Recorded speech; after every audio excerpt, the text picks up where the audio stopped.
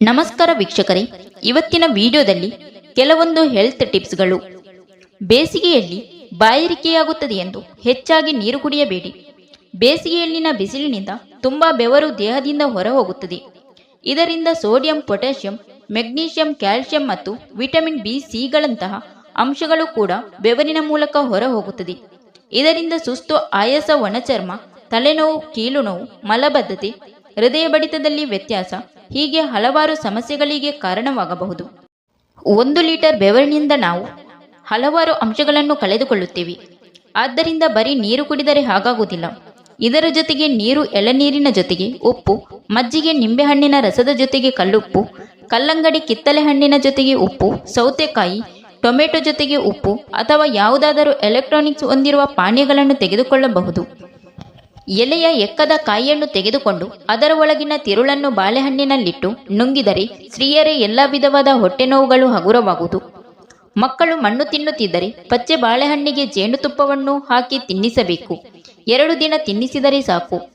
ಮುಸುಕಿನ ಜೋಳ ಶ್ರಮಜೀವಿಗಳಿಗೆ ಶ್ರೇಷ್ಠ ಆಹಾರ. ಇದು ಕಫನಾಶಕ, ಪಿತ್ತನಾಶಕ ಮತ್ತು ಬಲವರ್ಧಕ ಗುಣವುಳ್ಳದ್ದು. ಬಿಕ್ಕಳಿಕೆ ಬಂದಾಗ ದೀರ್ಘವಾಗಿ ಉಸಿರು ಎಳೆದುಕೊಂಡು ಸಾಧ್ಯವಾದಷ್ಟು ಕಾಲ ಉಸಿರನ್ನು ತಡೆ ಹಿಡಿಯಿರಿ. ಬೆಟ್ಟದ ನೆಲ್ಲಿಕಾಯಿಯ ರಸವನ್ನು ಜೇನುತುಪ್ಪದೊಂದಿಗೆ ಪ್ರತಿದಿನ ಪ್ರಾತಃಕಾಲ ಸೇವಿಸುವುದರಿಂದ ಸಿ ಅಣ್ಣಾಂಗದ ಕೊರತೆಯಿಂದ ಉಂಟಾಗುವ ಎಲ್ಲ ರೋಗಗಳು ನಿವಾರಣೆಯಾಗುವುದು. ಉಳುಕಿರುವ ಜಾಗಕ್ಕೆ ಬೆಲ್ಲ ಮತ್ತು ತುಪ್ಪವನ್ನು ಬಿಸಿ ಮಾಡಿ ನೀವುತ್ತಾ ಸ್ವಲ್ಪ ಹೊತ್ತು ಬಿಟ್ಟು ಮಸಾಜ್ ಮಾಡುವುದರಿಂದ ಗುಣವಾಗುವುದು. ಮಂಡಿ ನೋವಿಗೆ ಬೆಳಿಗ್ಗೆ ಹಲ್ಲುಜ್ಜುವುದಕ್ಕಿಂತ ಮೊದಲು 4 ಬೆಳ್ಳುಳ್ಳಿ ಎಸಳುಗಳನ್ನು ಬಾಯಲ್ಲಿ ಹಾಕಿಕೊಂಡು ಅಗೆದು ನುಂಗಿ. ಒಣ ದ್ರಾಕ್ಷಿ ತಿನ್ನುವುದರಿಂದ ಲೈಂಗಿಕ ಬಲಹೀನತೆ ನಿವಾರಣೆಯಾಗಿ ದೇಹದಲ್ಲಿ ಲವಲವಿಕೆ ಉಂಟಾಗುತ್ತದೆ. ಮಲಬದ್ಧತೆಯ ನಿವಾರಣೆಯಾಗುತ್ತದೆ.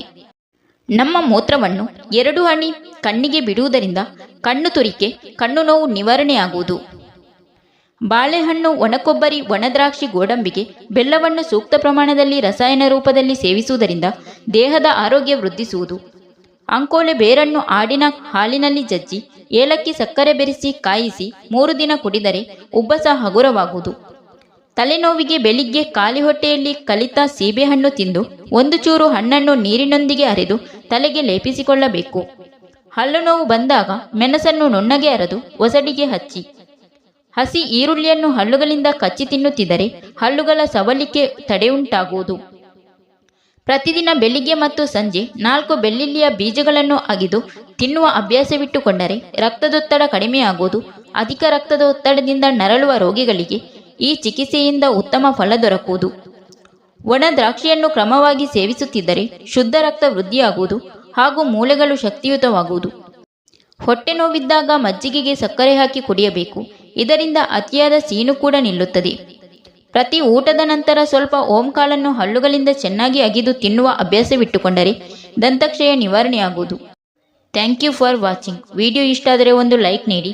ವಿಡಿಯೋನ ಎಲ್ಲರಿಗೂ ಶೇರ್ ಮಾಡಿ. ಚಾನಲ್ನ ತಕ್ಷಣ ಸಬ್ಸ್ಕ್ರೈಬ್ ಮಾಡಿ.